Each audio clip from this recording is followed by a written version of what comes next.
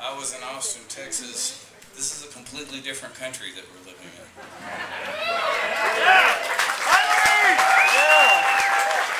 I believe that because I've been all the way across it in the last week, and because I run into people in New York that have come from all over the world, and it's the first thing that they say. They literally get off airplanes, and within an hour, they're struck by what a different place this is than it was before the 8 years that preceded this.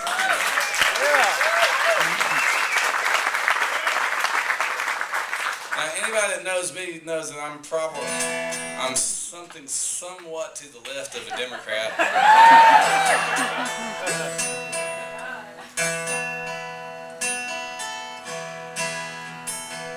That being said, I voted for Barack Obama, and I haven't regretted it for one single second so far.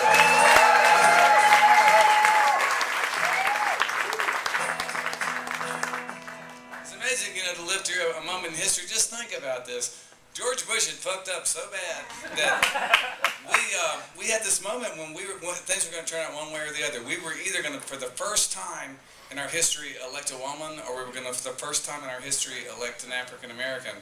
There was no way we weren't going to be a better country when neither one of those things happened.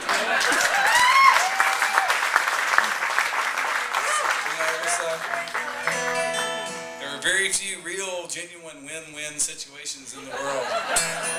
We have collectively passed through one now.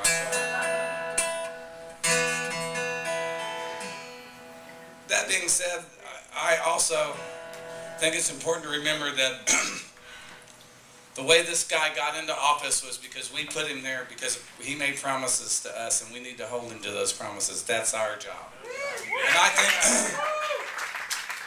I think his intention is to keep those promises. I think he intends to get these kids out of Iraq, which is the first thing that he promised us. And I know it's hard, but so was electing an African American president of the United States. We did that. So I believe that we can get these kids home. I also don't agree with everything that he says. All this talk about Afghanistan, I'm not so sure about that. And I think it's just, I'm just throwing this out there that we owe it to ourselves to do the research and just study about what Afghanistan is and who those people are. This is where the Khyber Pass is, folks. This place brought the British Empire to its knees.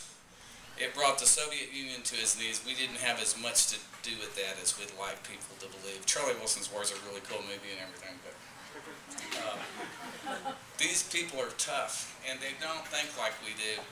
And we could end up there for a long they kicked Alexander the Great's ass. He could not deal with them. So keep that in mind as we're asked to send kids, more and more kids to Afghanistan. Until every one of these kids are home from Iraq and Afghanistan, I'm going to keep singing this song. Jimmy joined the army 'cause he had no place to go. 'Cause there ain't nobody hiring around here since all the jobs and down in Mexico. Reckon that none of them self-betrayed, maybe see the world.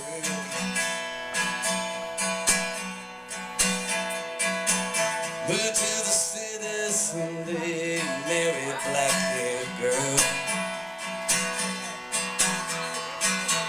Somebody somewhere had another plan.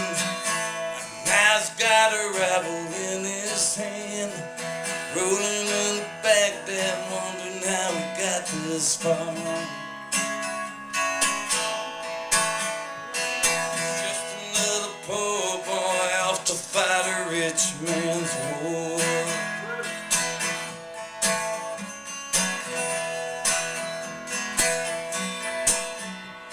Fighting got an eagle and a flag tattooed on his arm. Red, white, and blue to the bone when the landed in Kandahar. Left behind a pretty young white-pants baby girl.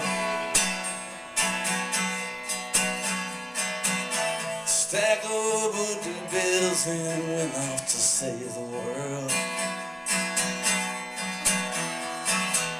It's been a year now and he's still there, chasing ghosts in the thin dry air. Meanwhile back at home, the finance company took his car. He's just another poor boy off to fight a rich man's war.